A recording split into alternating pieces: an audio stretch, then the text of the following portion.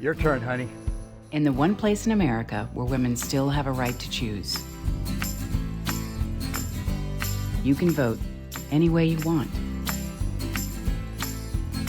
And no one will ever know.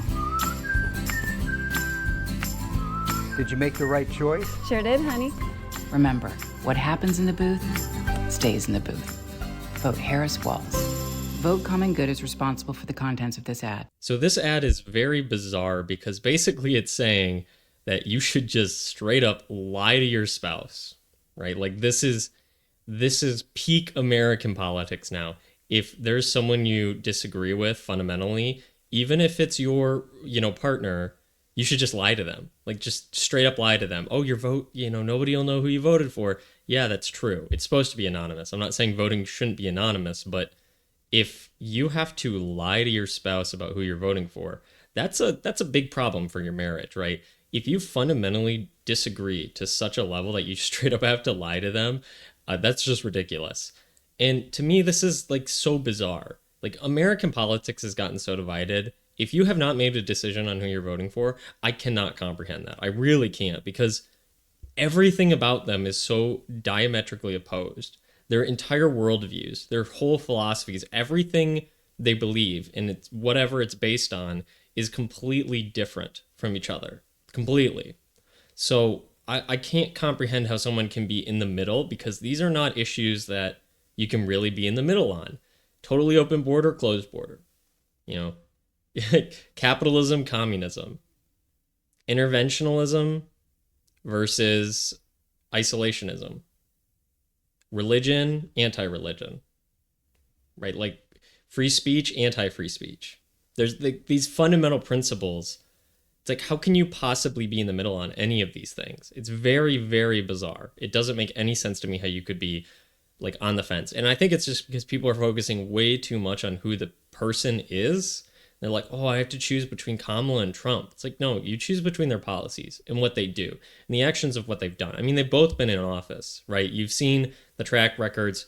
What has Trump done as president? What has Kamala done as vice president? And also Biden as president. Because remember, Biden and her both said that she signed off on basically everything.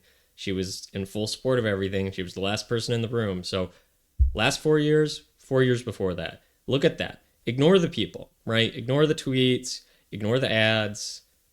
Fundamentally, which worldview do you agree with? Because they're like diametrically opposed. They're completely opposite. The conservative worldview and the liberal worldview are so far apart now, and there's no meeting in the middle. It's like, I don't know how you're undecided. But that being said, if you're in a relationship with someone who you fundamentally disagree with on literally everything, to the point where you have to lie to them about who you're going to vote for, that's not very healthy. And that's the best this campaign has, is like, oh yeah, by the way, ladies, you can just straight up lie to your partner, and that's healthy. And the fact that she's so disliked that their strategy is, we know you don't want to publicly say you support us, so you should just lie about it. That's like pure desperation to me. And also in this ad, they say like, oh, the last place where women have the right to vote, or like the right to do anything, basically. That's just so bizarre. It's so absurd. It's like they try to treat it like women have no rights in this country. It's just insanity, right? Like, this is not a third world restrictive country where women and men have different sets of rights. That's not America at all. And they try to make it seem that way. And it's so bizarre and gross. And you're just trying to pin the sexes against each other. And now you're trying to pin marriages against each other because they hate families, so they want to tear them apart. It's like, this is such like a gross ad to me. It's just very, like, it's pure desperation. Women, you don't have any rights. They're going to take all your rights away. They're going to put you in a cage. They're going to whatever. Like, yeah, people on MSNBC and whatever saying they're going to send you to camps. Like, oh yeah, everything's going to be awful if you don't just straight up lie to your partner and vote for somebody who has a completely contrary worldview to everybody else in your family. It's like, wow, the pure desperation of that is almost like sick in a way. It's very bizarre, very disturbing. So I don't like this ad whatsoever. I've seen good ads for Kamala. I've seen ones that talk about, they manipulate and say she's done good things. She hasn't. but they make her look good, right? They got the upbeat music, they've got the, oh, I did this, the clips of her speaking, right? That's a good ad. An ad that's all about, oh, just lie to your partner and don't tell anybody who you voted for because you know everybody's going to hate it. And like, you get back at your bumbling husband and lie to him about how you made the right choice because he's so dumb that he made the wrong choice. It's like, that's not a good ad. That's not a good ad for basically even just representing how our process should work. Like in defense of democracy, that's not a good defense of democracy. That this is like pitting families against each other. That's why we used to have like one family, one vote kind of thing, right? Like the man would be able to vote and would represent his family, so you wouldn't be tearing families apart. Because there's literally nothing that divides families more than politics, not even religion, which is interesting. You'd think it'd be religion, but it's not. It's like politics divides families the most of literally anything, because it's your fundamental worldview is different. How can you agree on anything? How can you agree on how to raise your kids if you literally see the world in two different ways? Like everything the conservatives think is good, the liberals think is evil, and vice versa. And how can you possibly have any sort of relationship like that? So I think most of the time people just don't think about it. They don't care. Then they get to the voting booth and then they're like, oh, my worldview is completely fundamentally different from my partner's. And that's okay, because I'll just lie to them. That's a healthy coping mechanism. That'll work out totally well for you, I'm sure. Totally no reason why the divorce rate is about 50%, right? Totally unrelated. But this is just weird. I don't know what to say. This is just weird. A weird ad. I wouldn't have done it. I wouldn't have made this. I wouldn't have put it out there. They're getting a lot of pushback. I think Julia Roberts voices it. She probably got paid $1 million to voice it. She's getting a lot of pushback. Women have no rights in this country except for I can make $1 million from just 30 seconds of speaking. It's probably not actually $1 million, but you know what I mean. Like she probably made a sizable amount of money that's totally not worth or equal to the amount of effort she put in. And it's like, oh, this country's so awful and terrible. It's like, oh, this country's so awful and terrible to women that one of the two major political candidates is a woman. Right? Oh, she was able to get there. So, and if you're voting for somebody just because they're a woman, that's kind of sexist in general, right? Like somehow women are different than men. And if women are different than men, right? Like we need a woman. A woman is, it's time for a woman. Why? What does a woman bring to the table that a man doesn't? Oh, well, all this. Okay, so what does a man bring to the table that a woman doesn't? Well, no one can ask that question because that's sexist, right? Like men are inferior to the woman now. And if all the women should vote for Kamala because they're women, shouldn't all the men vote for Trump because he's a man? I mean, that's the game where you're trying to play. You're trying to pit the sexes against each other. How about vote for somebody based on their worldview and the actions they've done?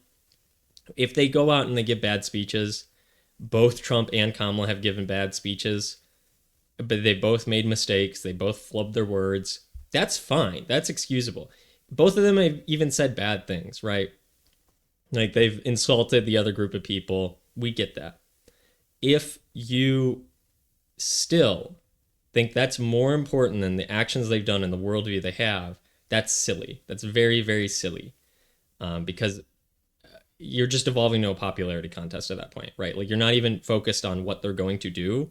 You just only care about the appearances of the person, which is just peak like the peak popular vote mentality, right? Whoever is the best, most charismatic person's going to win. Doesn't matter what they're going to do. Doesn't matter what they've done. You only solely care about how they look, what their gender is, what their race is. That's just stupid. It's very dumb.